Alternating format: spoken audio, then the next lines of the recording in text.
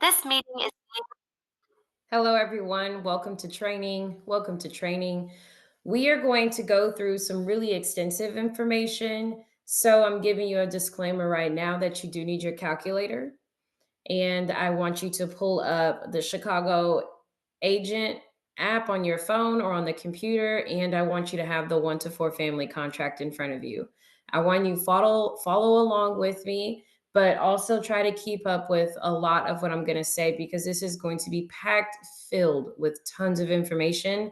I'm going to try to not make this an hour-long video, but it just might be more than all of the videos that I've done so far. So, we are going to talk about negotiations, not necessarily, picking one line item over another, but I want you to understand the financials behind the decisions that we make in the offers that we put together for our clients. Okay, so I'm going to go through the 1 to 4 family contract, but I'm specifically going to talk about, again, how you set up your offer versus once you get counters and how it changes the overall numbers for your client and how you're supposed to do the best you can to get them what they're asking for compared to what they want and what the lender says that they need, kind of thing. Okay. So I hope you had enough time with that little introduction to get your stuff together. So let's get to it. I'm going to share my screen with you.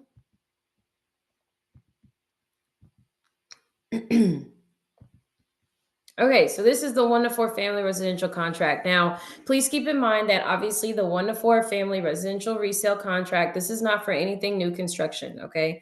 We are going to bring in tons and tons and tons of data.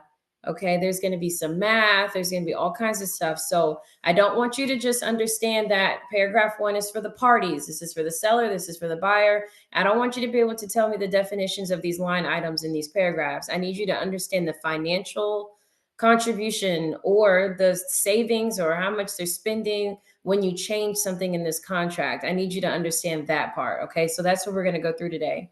So paragraph 1, 2 have nothing to do with anything like that. So we don't need to worry about that. Obviously, paragraph 3 does. Okay. So we're talking about the price. The house that we're going to be discussing today is going to be a $300,000 purchase. And we're specifically going to talk about FHA today. So I want you to see how I come up with the math. I want you to see how it affects the overall, all of the things. Okay. So if it's a $300,000 house, okay, that means that the down payment is 3.5%. So it's always 0.035. Okay. So your down payment on this $300,000 house is 10,500. Okay, that's the first thing you need to remember is how to come up with this math. Okay, then if 10,500 is our down payment, okay, so then our loan amount is going to be 300,000 minus the 10,500. Okay, there you go. There's your first set of basic math. 289,500 is what we're working with. Okay, all right. So if we're doing an FHA loan, again, that means we're working with our third party financing addendum. Here you go. Now I want you to see what this looks like on a net sheet. Okay, so when you're dealing with the buyer, the home price is 300,000. They're putting 3.5% down. This is roughly today's interest rate. Okay. Once you compute this,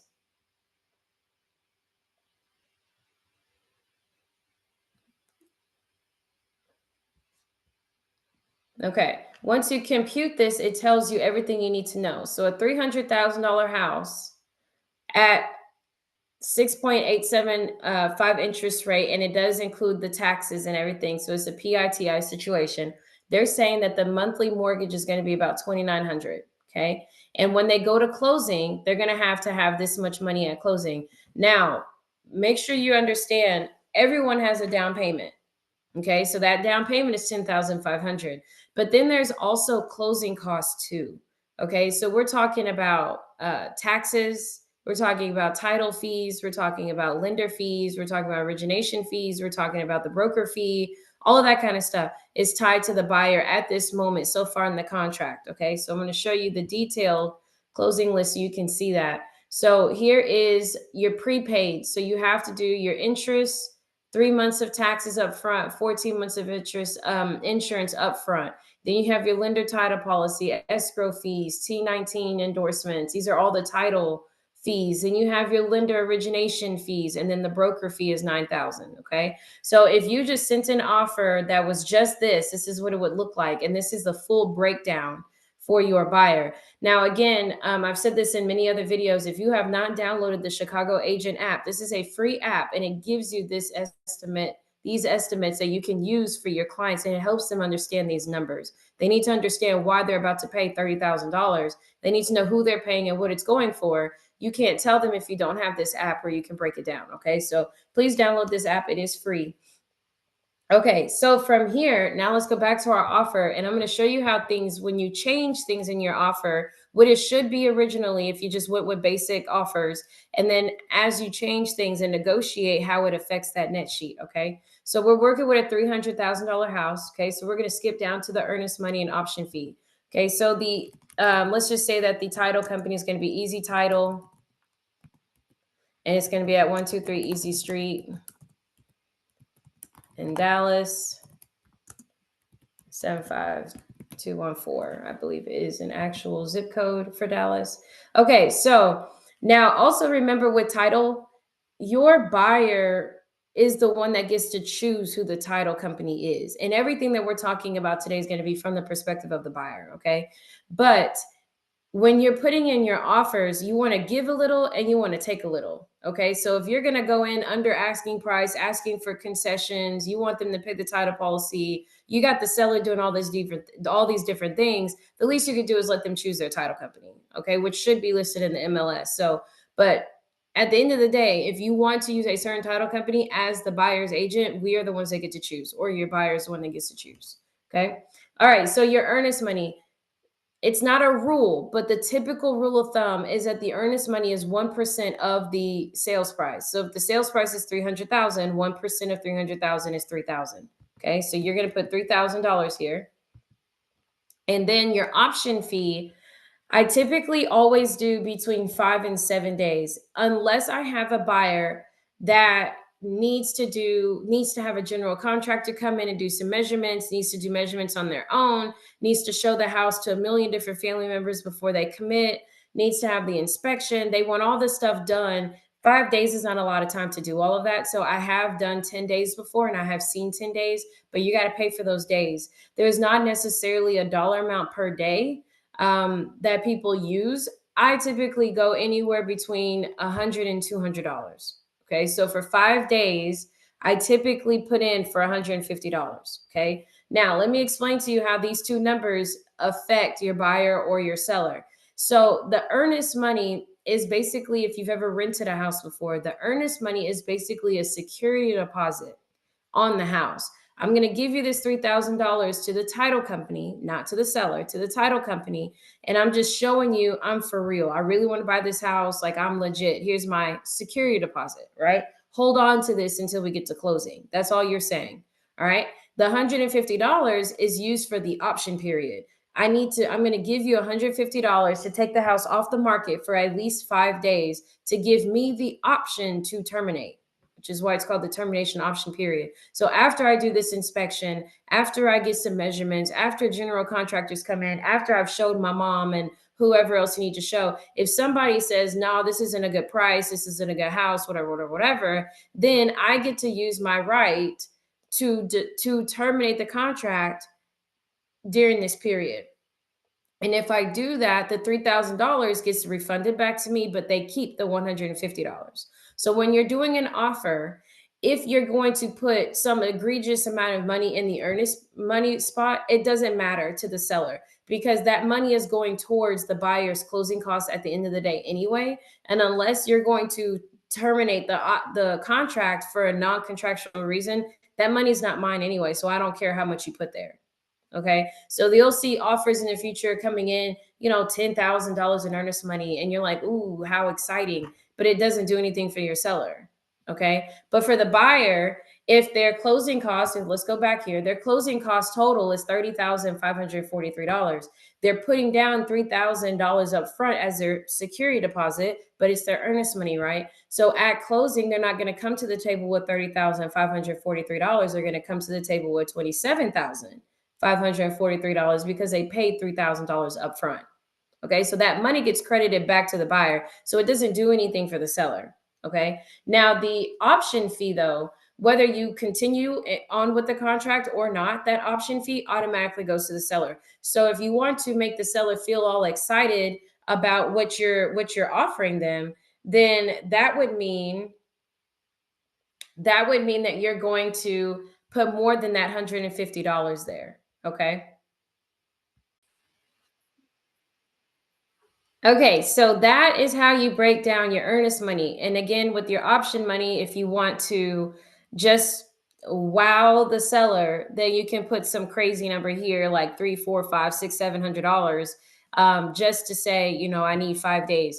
I would not do that, but if you feel like that's what you need to do, depending on the market that day or that at that point in time of the year, then you do what you have to do. To be clear though, it is January 29, 2025, and currently right now we are in a buyer's market. So buyers are typically getting whatever they want anyway. Okay, so just so you know, but if you're watching this video at a later time and we flip back over to a seller's market, then everything that I'm saying obviously would be opposite. Okay.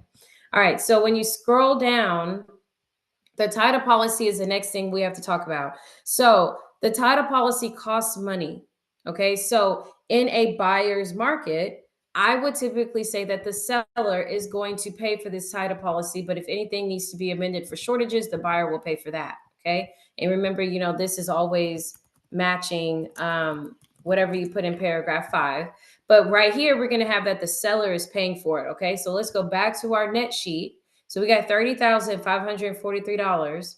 Go to your detailed stuff here, and then you can edit this so you can see right here, lender's title policy is paid for by the buyer. We're going to have the seller pay for that. Okay. Um, the rest of that is the buyers. And cool. This is all we're going to change for now. Okay. So we're going to change it for this estimate only. And then you're going to see this adjust just a little bit for that fee. Okay. See, it went down to 19,000 so far. So sorry.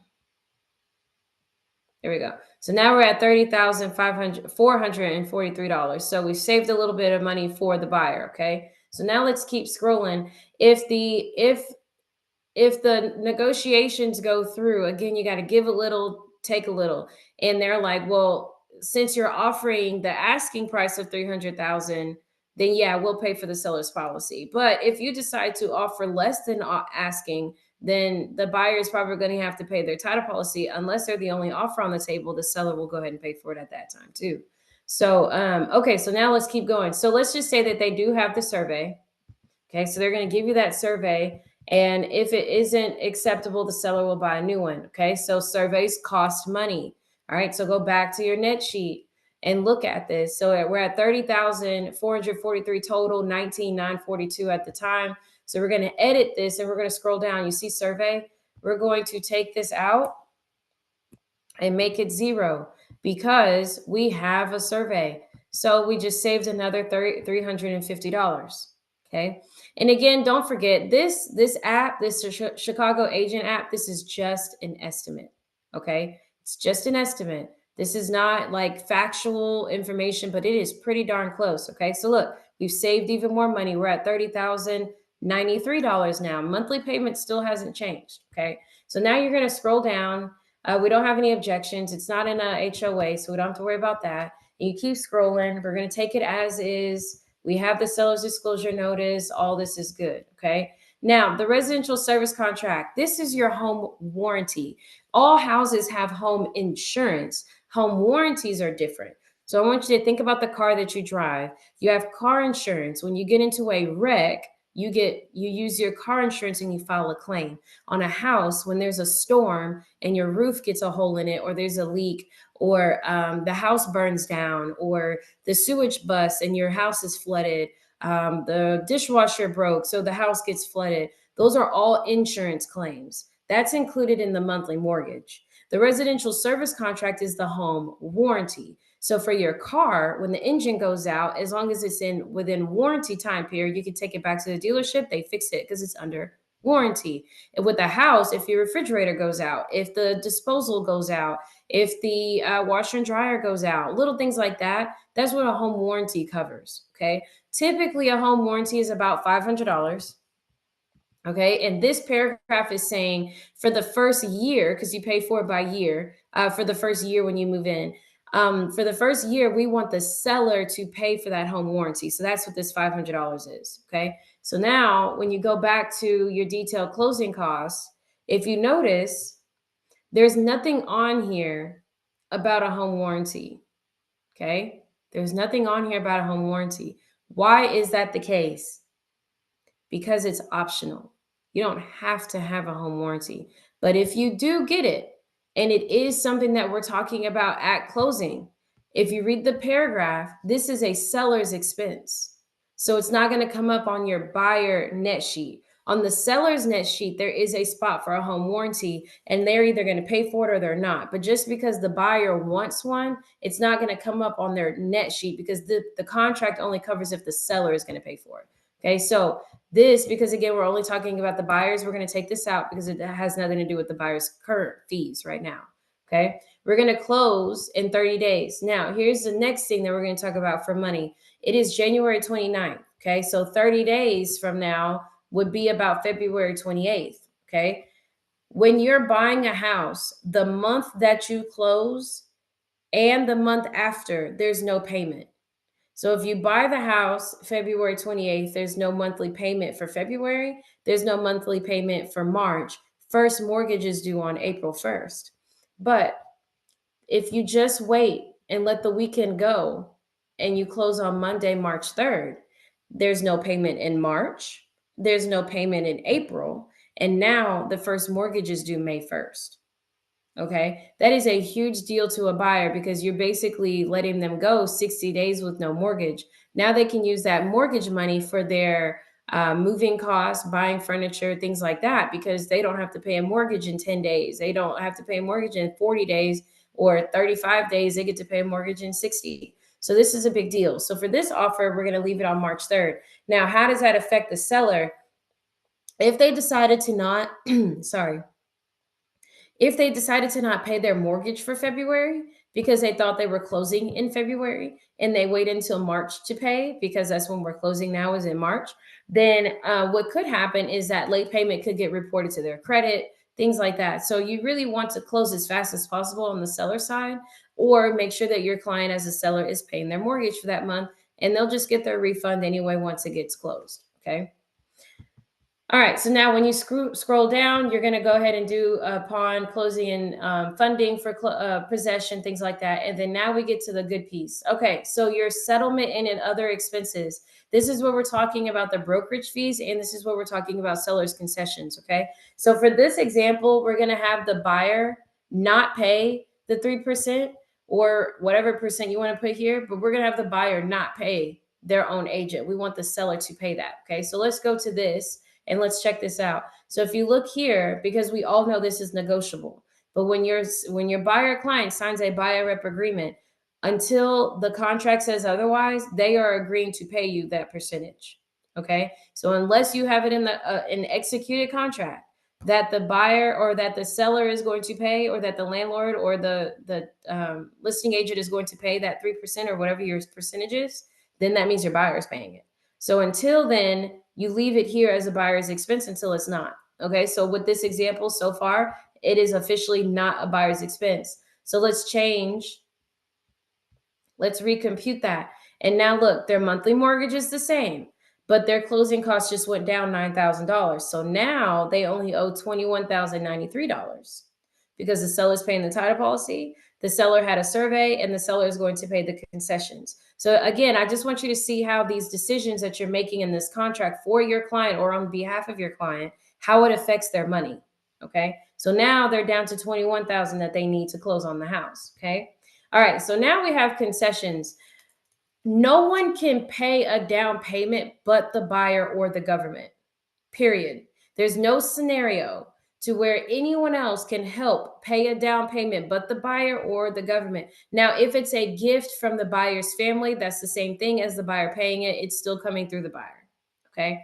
But the point is that even if it is a gift, like if the parents or the grandparents or it's whatever, whoever it is just being nice and they all band together and pay that down payment for them, there's still a down payment being paid. It doesn't get waived. Okay. Now, if it is a government assistant type thing, then there's prices to that. Nothing's free except for a veteran or a USDA loan. If it is a VA loan or a USDA loan, there's no down payment at all anyway. Okay. There's no down payment to discuss. But if it's not, like this example, this is not a veteran or a USDA loan. This is an FHA loan. This is a regular person that is buying a regular house. If they do not want to pay that down payment, there are grant programs, there are down payment assistance programs, and there are no money down programs because of the location or zip code and things like that. But none of that money is free. Okay, so I want to be very clear. So I'm going to show you what I mean by that. The down payment, as you see right here, is $10,500. Let's say somehow we get it waived, whether it be because it's the location, because of the address, because they're doing a T-Shack loan, anything like that. And mind you, we're not lenders, but you see, I can speak the language, right? Which is what you do need to be able to do. You got to be able to speak this language to your client. So let's just say 123 Easy Street is in a pocket of Dallas where there's no down payment for any of the houses in this little pocket. Cool. Well, that's where we're buying this house at. There's no down payment. But once you take that option, you see the interest rate is 6.8. Instead of the interest rate being 6.8, it's now 7.5.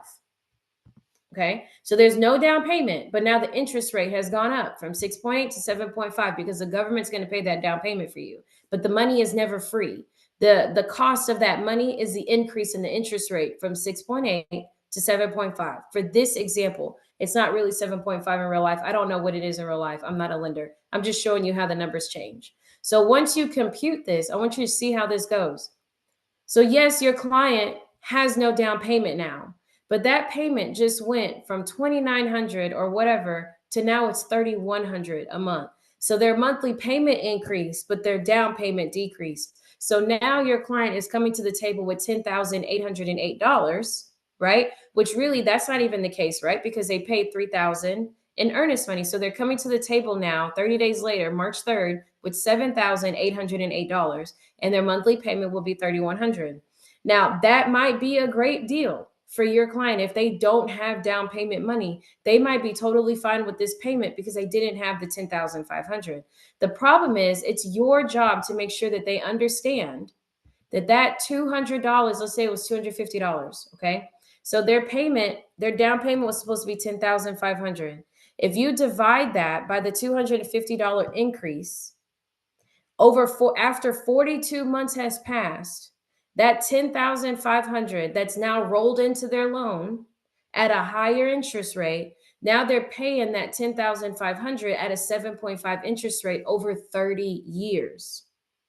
Okay. So I want you to look, I'm trying to talk to you about the long haul. So it's better to have the 10,500 interest free that you're putting down, saving $200 a month at a 6.8 interest rate, because after you live in the house for 42 months, you have now used the same 10,500. So now if you take the 42 months and you divide that by 12, that's only 3.5 years.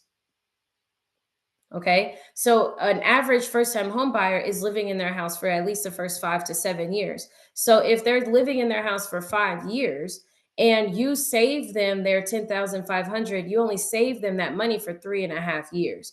After they get to 3 years and 6 months, that first month after the 3.5, 3 years and 6 months, that first payment, they're now spending money that they didn't have to live there. When they could have just spent the 10,500 that they had in their Roth IRA, their 401k, their savings account. They could have used that money to now save, because after 3.5 years, you're spending more money, right? You could have saved that 200 and something dollars over 30 years. Now, Jasmine, I don't see how this is a big deal, blah, blah, blah, blah, blah. $250 times 12, that's $3,000 a year. They're in the house for 30 years. Okay. So they're potentially paying like, what is that, $90,000 or so? So if it's 3,000 for 1 year, so then how much is it for 30 years? 90 grand. So you're going to spend an additional 90 grand over 30 years versus just paying the 10,500. Okay. So again, I'm not saying that the no money down programs are bad. I'm not saying that they shouldn't do them. I'm just saying you want to make sure that your client understands the repercussions of taking that free money because it's not free. Okay. But, but if it turns out that, what if they sell their house at 3.5 years? Then they've saved 10,500. They got to spread it out over the 3.5 years. So that's actually a good deal. Okay. But if they're going to stay in that house, if this is like someone's forever home and it just lands in one of these zip codes, that money might not be worth it if they actually have it. They should just spend it. Okay. Again, though, you are not a lender. I just want you to see how this changes the map on our side when we're looking at their net sheet and we're explaining to our buyer, you can buy this house for $10,808 because there's no down payment. Oh, that sounds so great. How much is the payment? And then they stay in the house for 10 years and they've spent more money than they should have, right? So you just want to make sure that they understand. All right, so we're going to put the down payment back in here. Actually, we're not. We're going to leave this alone because I want you to continue seeing this. So let's just say we got the sellers paying the broker fee. We got lucky. It's in a zero down area.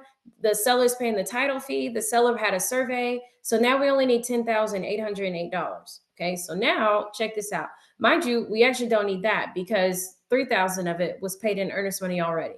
Okay. So now we're at the concessions part and you're trying to figure out, well, how much in concessions can I get from my client? Let me tell you how this works. With an FHA loan, which is what we're working with here in this conversation, the max seller contribution is 6% of the sales price. It's a $300,000 house. 6% of that is 18 grand. So you're allowed to ask from $0 to $18,000 for your client.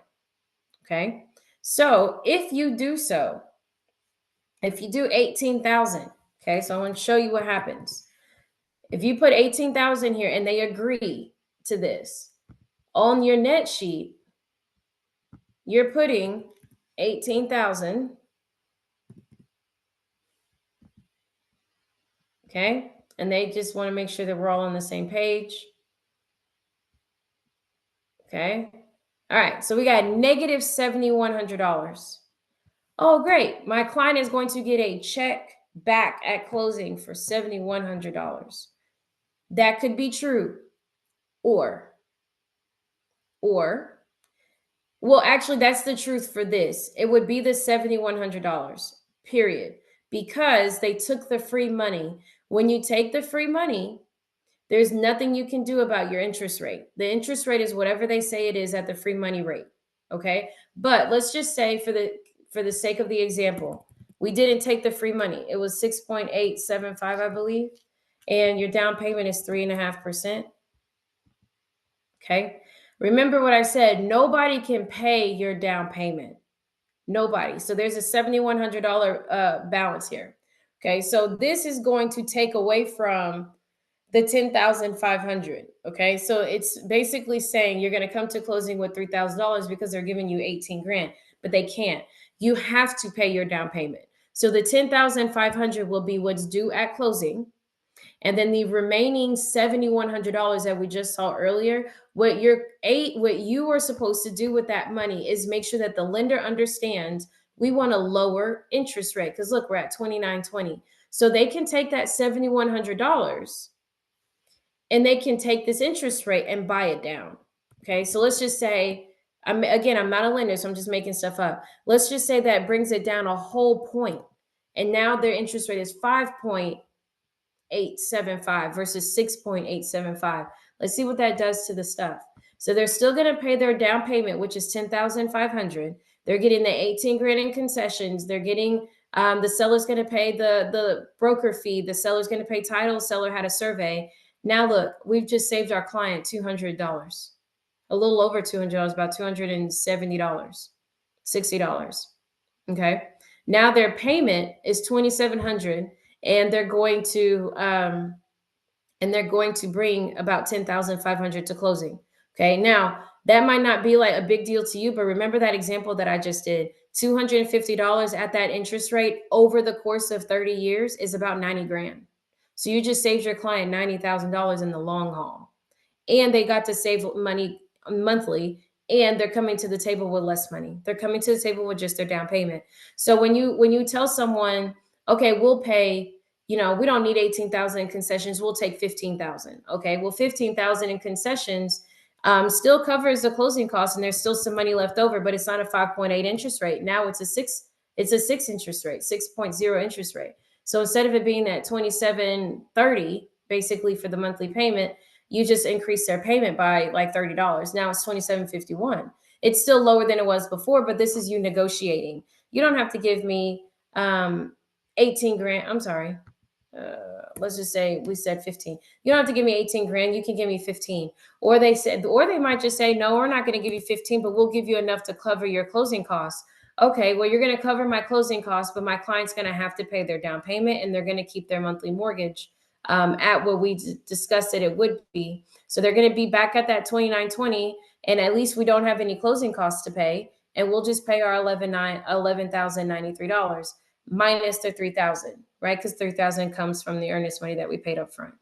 All right. So I just wanted you to see when you are changing these numbers on this contract, when you're playing around with this, when you're trying to get something negotiated, I want you to see that there's a financial effect to it from the buyer's end. I'll do a totally different video on the sellers, but this is from the buyer's end. You got to make sure that you understand that there's a difference in getting 18,000 and 10,000 in concessions. There's a difference in someone paying for the title policy, someone paying for the survey, closing at the beginning or the ending of the month, putting down more option versus more less earnest, and things like that. There's a financial component to all of this stuff. So I wanted to just make sure that we ran through some of this.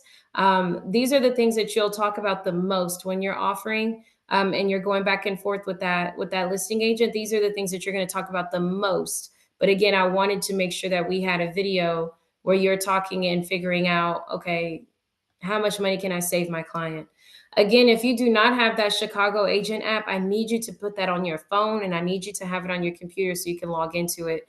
It is very valuable because you can't do that kind of math. I mean, you can if you have a good calculator and you know how to do it. You can do it, with your calculator and stuff, but you need that app, okay? Now the only other thing I want to throw in here really quick is the price. So the price of the home is a big deal. Obviously, the listing agent, you have to assume they are an agent. They know how to price homes. They've done a market analysis.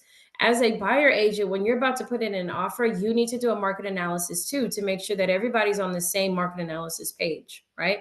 So if this house is 30,000, but let's just say it's worth about 310, okay? You want 18 grand in concessions. Well, they tell you, we'll give you the 18 grand in concessions at 310.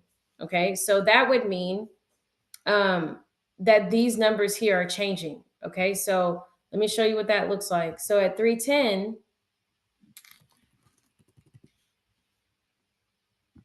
times your down payment, 3.5% is 10,850. Okay. So if it's 10,850 here, again, how do you get your loan amount? You take the total, 310, and we're going to subtract it by 10,850. So now we're at 299, 150. Okay, 299, 150. All right. Now down here, again, they said that they'll give us the 18,000 as long as we can come up 10,000. What does that mean? That means my client now has a higher loan amount. So their mortgage is going to change, right? So this is now 310, still 3.5% down, and we're going to take the full 18,000. Okay. So watch how this changes. 29.20 is the monthly payment. Let's see how much it changes when you go up the 10,000. Okay. So it went up. It was at 29.10. So it went up 100, 29, 10. Yeah, so it went up $100. Okay. So that $100, $10,000 cost them $100 over 30, $100 increase per month for 30 years. Okay. So what the seller is trying to do is they're trying to change their net, which again, I'll do a whole nother video on this. So now instead of them losing 18,000 off the price, they're really only losing eight because 10 of it is coming out of your loan. You just got a loan advance, but it also changes your client's monthly mortgage. The other thing you have to make sure is, will the house actually appraise at 310? Because if the house does not appraise at 310, what if it appraises at 300? Well, now we have a whole nother argument. Are you going to drop your price to 300 and still give me this $18,000? Okay. So you're negotiating constantly throughout the contract. Okay. It's not something that you just do at the beginning, you get executed, and then now you're done talking. You're constantly talking about these numbers and these changes. So I just wanted to make sure we just did a video over all of that. Okay. Awesome. Okay, so I will do another video on the seller's point of view as far as, their net and how they walk away with money and things like that, and how you're going back and negotiating. I think I did a training or a video on it before, but I'll do another one that's a little bit more exact like this one is, okay? So thank you again for joining me. If you need anything from me, you know where to find me. Just give me a holler. Thank you. Have a great day.